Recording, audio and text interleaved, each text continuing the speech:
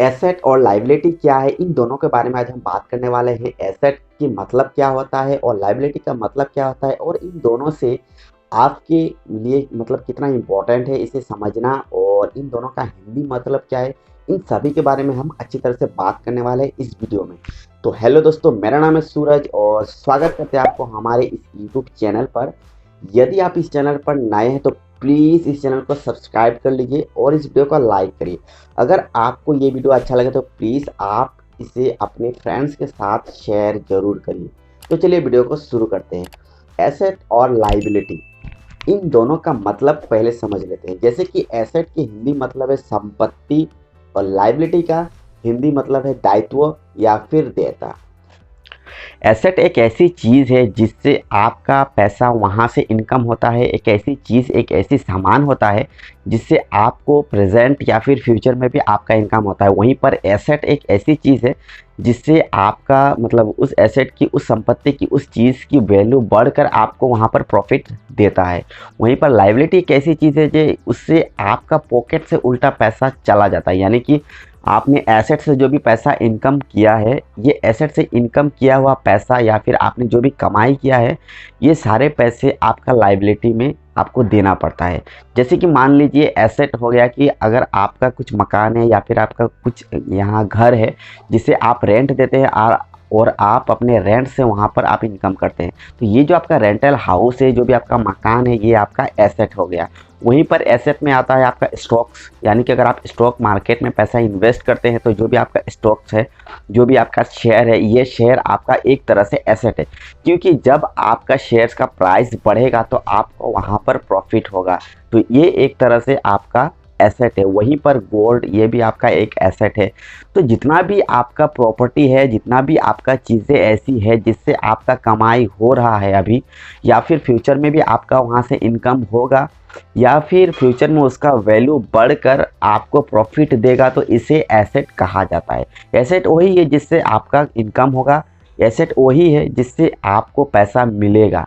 लेकिन लायबिलिटी वो चीज़ है जिससे आपका पैसा चला जाता है, जिसमें आपका पैसा खर्च हो जाता है। जैसे कि मान लीजिए अगर आपका पर्सनल कार है तो आपका पर्सनल कार में आपको पैसा खर्च करना पड़ता है, उसमें आपको इंश्योरेंस का बिल देना पड़ता है, उसमें आपको पेट्रोल का खर्चा है, डीजल की खर्चे हैं, गाड़ी जो आपने जो कार रखा है उसमें आपको सर्विसिंग के भी खर्चा है। तो ये सभी खर्च जो है, ये आपका लायबिलिटी है, आपका कार, जिसके वजह से आपको वहाँ पर पैसा खर्च करना पड़ता है।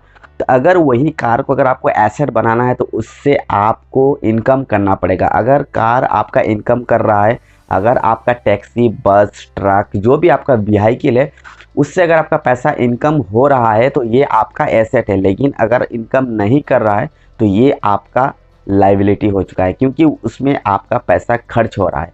वहीं पर जैसे कि अगर आप पैसा इनकम कर रहे हैं, आप खुद जॉब कर रहे हैं, नौकरी कर रहे हैं, बिजनेस कर रहे हैं, तो इसमें आप भी एक खुद आप एसेट है। और अगर जो व्यक्ति पैसा इनकम कर रहा है तो ये एसेट है, अगर पैसा इनकम नहीं कर रहा है तो वो लायबिलिटी है। अब मान लीजिए आपका फैमिली में 3 ऐसे मेंबर हैं जो पैसा इनकम कर रहे हैं और एक ऐसा व्यक्ति है जो पैसा इनकम नहीं कर रहे हैं। तो ऐसे में जो व्यक्ति पैसा इनकम कर रहा है ये खुद एसेट है, और जो व्यक्ति पैसा इनकम नहीं कर रहा है ये लायबिलिटी, क्योंकि उनके ऊपर सिर्फ पैसा खर्च हो रहा है, उनके ऊपर पैसा जा रहा है, उन्हें पैसा देना पड़ता है, लेकिन उनसे पैसा इनकम नहीं हो रहा है। तो लायबिलिटी और एसेट में बस फ़र्क यही है कि एसेट से पैसा इनकम होता है और लायबिलिटी से आपका पैसा चला जाता है। यहाँ पर एसेट में भी कई प्रकार है, कई टाइप्स है, जैसे कि current asset, non current asset, इसके बाद आपका वहाँ पर टेंजिबल एसेट्स, इनटेंजिबल एसेट्स। ये एसेट्स कई प्रकार के होते हैं, लेकिन एसेट का असली मुद्दा यही है कि आपको पैसा इनकम करके देगा। जैसे कि किताब रिच डैड पुअर डैड में मैंने पढ़ा था, वहाँ पर भी बहुत ही ज़्यादा एसेट के ऊपर जोर दिया गया था कि अगर आप एसेट बनाते हैं या फिर आपको एसेट के ऊपर ज़्यादा फोकस करना चाहिए, आपका जो कॉलम है उसमें आपको एसेट को ही क्रिएट करना चाहिए। आप जितना ज़्यादा एसेट क्रिएट करेंगे आप उतना ही जल्दी रिच हो जाएंगे। लेकिन ज़्यादातर लोग एसेट पर नहीं ध्यान देते हैं और सीधा लायबिलिटी पर ध्यान देते हैं। जैसे उनके पास पैसा हो गया तो ऐसे लायबिलिटी खरीद कर लेकर आ जाते हैं, जिसमें उनको हर महीना या फिर हर दिन उन्हें पैसा वहाँ पर खर्च करना पड़ता है, लेकिन उससे किसी भी प्रकार का वहाँ पर अर्निंग नहीं होता है। तो इसलिए हमें उन चीज़ों पर ध्यान देना चाहिए, उन चीज़ें मतलब उन एसेट पर ध्यान देना चाहिए, उन एसेट को खरीदना चाहिए, उन एसेट को क्रिएट करना चाहिए जिससे आपको प्रॉफिट हो, जिससे फ्यूचर में आपको बेनिफिट मिले, जिससे फ्यूचर में उसका वैल्यू बढ़कर आपको वहाँ पर इनकम दे, या फिर फ्यूचर में भी आपको वहाँ से लगातार अर्निंग होता रहे। लेकिन लायबिलिटीज़ में आपका पैसा उल्टा चला जाता है। जैसे कि टीवी का जो बिल होता है वहाँ पर आपको हर महीना पेमेंट करना पड़ता है, ये आपका एक तरह से लायबिलिटी है। वहीं पर आपका मोबाइल की खर्चे अगर आप उससे इनकम कर रहे हैं तो ये आपका एसेट है, लेकिन अगर आप इनकम नहीं कर रहे हैं तो ये आपका लायबिलिटी हो गया। वहीं पर आपका खुद का जो पर्सनल बाइक है ये भी एक तरह से आपका लायबिलिटी है।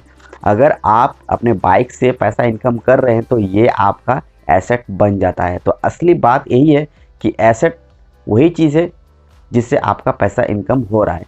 अगर आप अपने लायबिलिटी को अगर आप कम करना चाहते हैं तो ज़्यादातर मतलब आपको करना क्या है कि लायबिलिटी खरीदना आपको बंद करना है और एसेट आपको खरीदना है।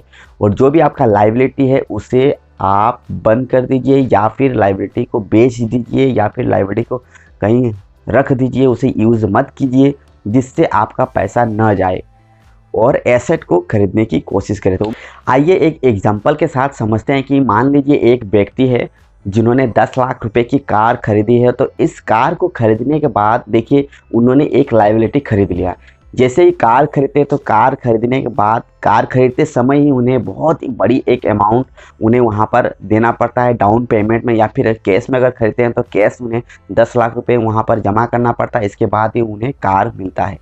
जब ये कार खरीदते हैं उसी वक्त उन्हें रजिस्ट्रेशन फ़ी, इंश्योरेंस की फ़ी, इसके बाद बहुत सारे ऐसे जो फ़ी है जो उसमें उन्हें पेमेंट करना पड़ता है। इसके बाद कार को घर में लाने के बाद कार में जो भी जैसे कि पेट्रोल की खर्चे हैं, कुछ महीने के बाद सर्विसिंग की जो खर्च है, इसके बाद वहाँ पर कुछ स्पेयर जो पार्ट्स जो उसके बाद जो एक्सेसरीज है ये सब भी वहाँ पर लगाना पड़ता है। तो मतलब कार को खरीदने के बाद उनका पैसा सिर्फ जा रहा है, लेकिन पैसा वहाँ से उनको इनकम नहीं हो रहा है। तो इस तरह से देख रहे हैं तो जो कार है इसमें आपका पैसा बस खर्च हो रहा है, तो ये एक लायबिलिटी है। वहीं पर ये जो कार है कुछ साल के बाद इस कार को यानी कि 10 लाख की जो कार है ये आपको 7 लाख में बेचना पड़ेगा अगर आप बेचना चाहते हैं।